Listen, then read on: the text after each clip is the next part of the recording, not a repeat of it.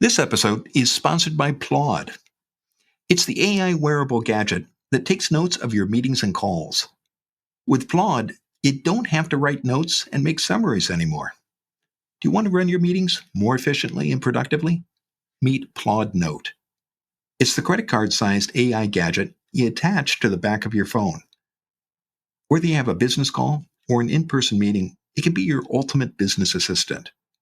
Plod Note records what you say and automatically creates transcripts, summaries, and visual mind maps for every conversation. More than 700,000 people around the world trust Plod Note every day to save time and work smarter. Take your meeting to the next level. Type PLAUD into Google and get a 10% off discount with my code DREAMJOB. That's PLAUD. Again, the website is PLAUD. You'll be glad you did.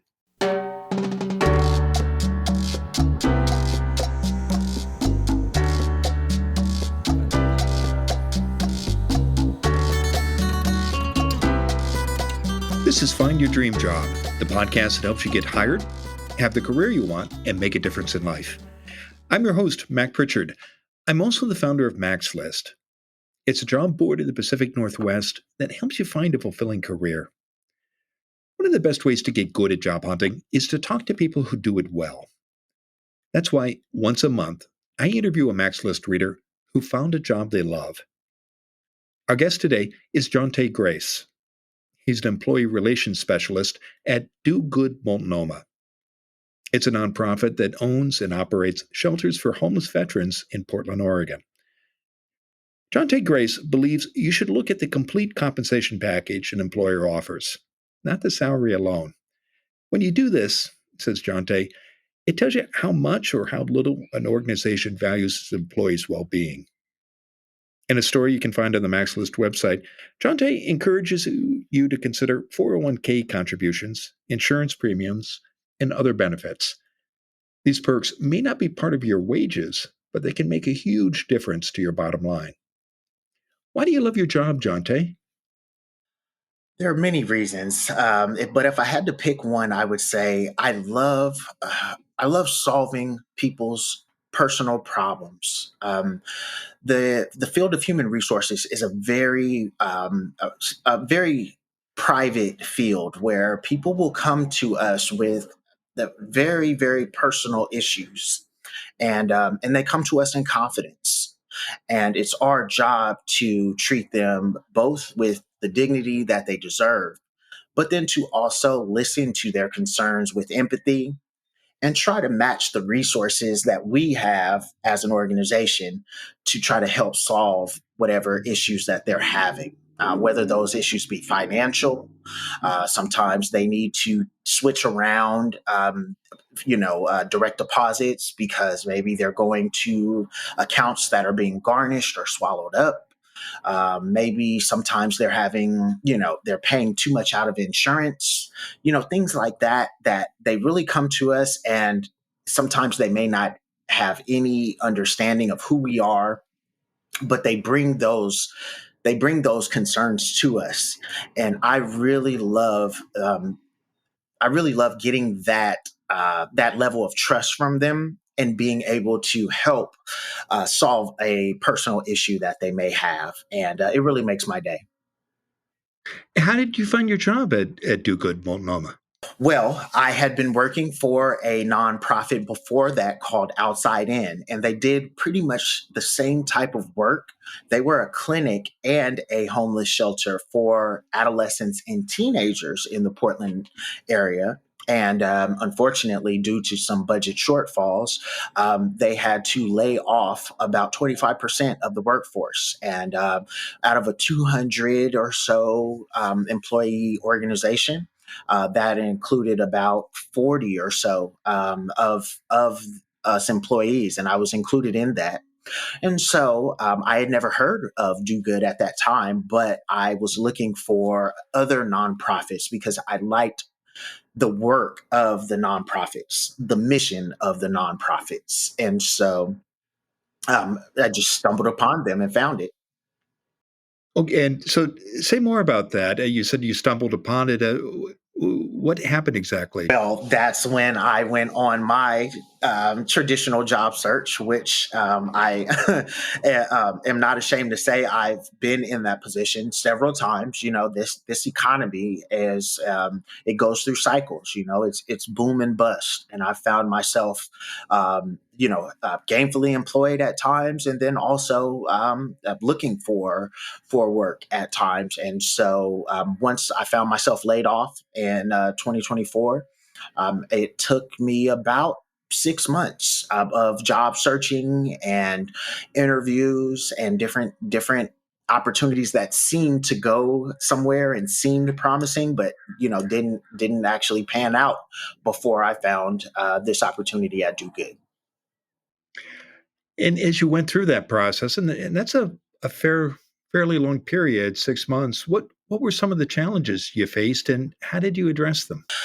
I had faced experiences that I had never gone through before in my adult working life. And to be more specific, I had made it to the third and final interview round at two different opportunities, and did not or was not offered the position after all of those interviews. And I'm not ashamed to say it really crushed me at that time, because as I said, before in the article, I don't get emotionally attached to jobs at the beginning because you never know how many people are in the running for that job or whether it's still available. But as you get further in the process, it starts to feel, more real to me. And then, as you find yourself at the last interview, the third interview, sometimes you just feel like, well, foolishly, I was thinking it was just a formality, right? I was thinking it was just a done deal, and that the job was pretty much mine, and I just needed to kind of, close the deal, so to speak. And I learned through a painful experience that it is not done and it's not over until you actually receive the offer. How did you manage that, Jonte? And that's not an uncommon experience. I think many people, particularly when they get to the third round or even earlier, begin to see themselves in the job, and we don't like to hear no, and it's especially hard when that happens after so many conversations with an employer. How did you manage that disappointment? The one thing that I think saved me is that I told myself a long time ago that I am not defined by the career or the position that I hold. I had to divorce my self-esteem and my self-worth from the salary that I was making or the the job that I was holding at that point in time, because I think that that's a common mistake, especially as men in this society. A lot of times we are valued for either our ability to provide, right? And that all comes back to what type of job you have, what type of career you have. But I got some sage advice when I was just starting off. Once I had graduated school, to cultivate those values that don't coincide with what type of job you have, like being a decent human being, being a man of integrity, being a man of principles. Those are the things that you carry with you, whether you are employed or not. And if you ever find yourself in a position where, the chips are down and, the jobs aren't calling you back, you still have that self belief in yourself to know that one of these can be the one, and it can turn at any moment in time. And I would say that's probably my spiritual way of getting through to that. But as far as a practical way to get through it is, I just kept applying, even though I was interviewing for specific positions, and I was making it far in the process. I just kept, I just said, it's not done. It's still not a done deal. So every day I would still wake up and still scan the job boards and still apply for jobs, even though I was still interviewing. I think the important thing to take from that is just don't stop just because you think that a specific interview process is going to go the distance. You still want to keep those applications flowing out, because once one didn't pan out, I was receiving calls or email responses the next day. Well, let's talk about those applications. And kudos to you for continuing to look, even as it looked like you might get an offer. As you sent out those applications in your article for us, you talked about how you like to use the quick apply function.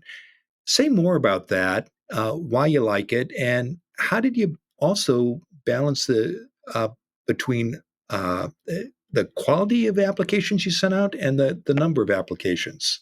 Absolutely. So the quick apply function is a feature that has been added to almost all of the major job search sites. And basically, what it is it allows you to create a profile on that particular search site, whether that be MaxList or Indeed or Monster or Glassdoor. All of these different ones that they all do the same thing. But what they've added is a feature where you can enter in your personal information, your employment history, and your job preferences on that particular website, and it will save it.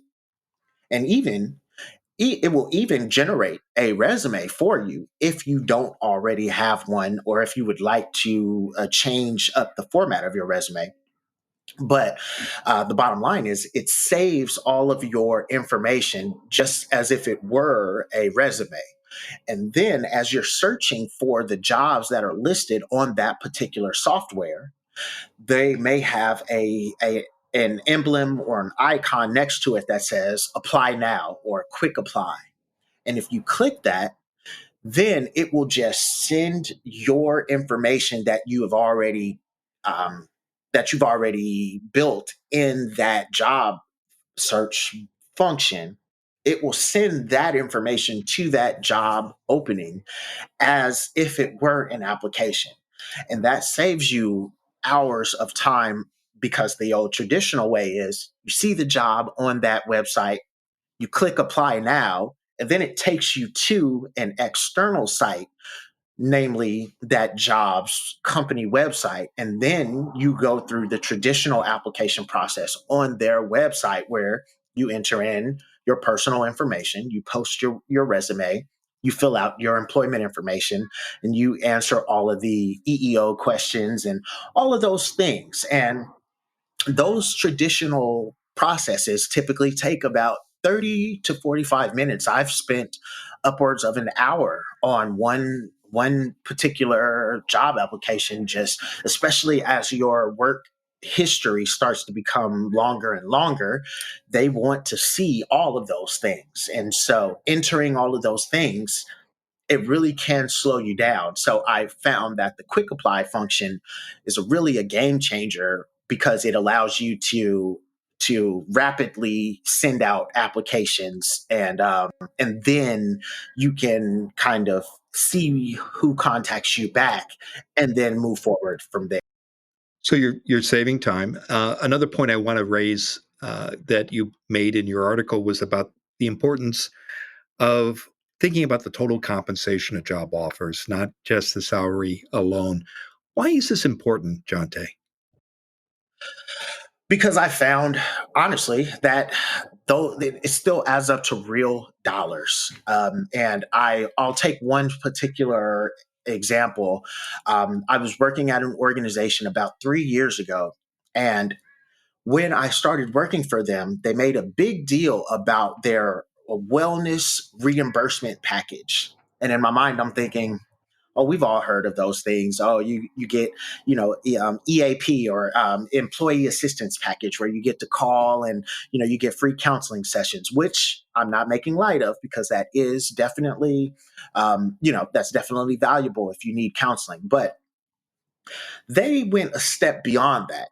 They actually had what they called dollar for dollar reimbursements on any product or service that you purchase that either falls into mental health, physical health, or I think there was a third category, but all you had to do was keep your receipt and submit the reimbursement application. And I mean, this goes from anything from gym memberships to purchasing Fitbits or, a workout monitor tracking devices, anything. Even musical lessons fell into the wellness category because it was a way of balancing your work life balance. So when I found out that that was the new feature of a lot of cutting edge or innovative employers, when they were offering what they call wellness reimbursement, they were encouraging employees to go out and spend their dollars on what they call a self-help or self-fulfilling resources, and then they would reimburse you dollar for dollar up to a certain amount. At this job it was $500 per category, so not just in one category, but it added up to $1,500 per year of reimbursable dollars that could be saved if you were to just purchase your own, purchase the resource yourself and then submit the receipt. Well, that's certainly very valuable. Now, it's been a great conversation, Jontae. Now, tell us, what's your number one job hunting tip? My number one job hunting tip is that it's not over until you receive the offer. That's what I would say, is that do not stop applying, and do not turn down the opportunity to speak with a prospective employer simply because you have made it far along in a certain process, or simply because you have your eye on a certain job that you really feel attached to. It's not over until you actually formally receive an offer, and so you always want to keep applying and keep looking for that next opportunity. Well, thank you for sharing your story, Jontae. And if you'd like to learn more about Jontae Grace's job search, visit maxlist.org/stories and go to the MaxList website for dozens of other success stories.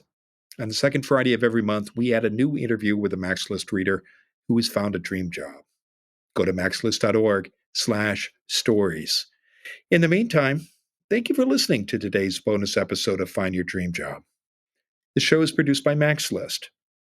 Susan Thornton Huff schedules our guests and writes our newsletter. Lisa Kislenberry Anderson manages our social media.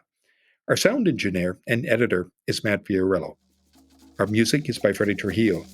This is Mac Pritchard. See you next week.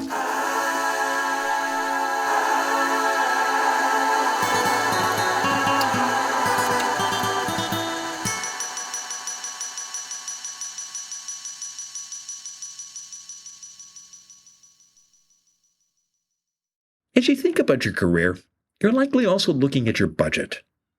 And everything these days, from groceries to travel, can be expensive. Which is why I want to tell you about a podcast I like. It's called All the Hacks. Every week, host Chris Hutchins talks to a different expert about how to get more out of life, money, and travel, all while spending less and saving more. On All the Hacks, you'll learn how to pick the credit cards you need to travel the world for free, optimize your investments for the best long-term returns, and tweak your routine to maximize your happiness in life. As a frequent flyer myself, I've enjoyed Chris's interviews with travel hackers. In these episodes, Chris and his guests share practical advice on how you can get and use airline points for free trips and bargain airfares. Check it out for yourself. Search for All the Hacks on Apple Podcasts, Spotify, or wherever you listen to podcasts. Your wallet will thank you later.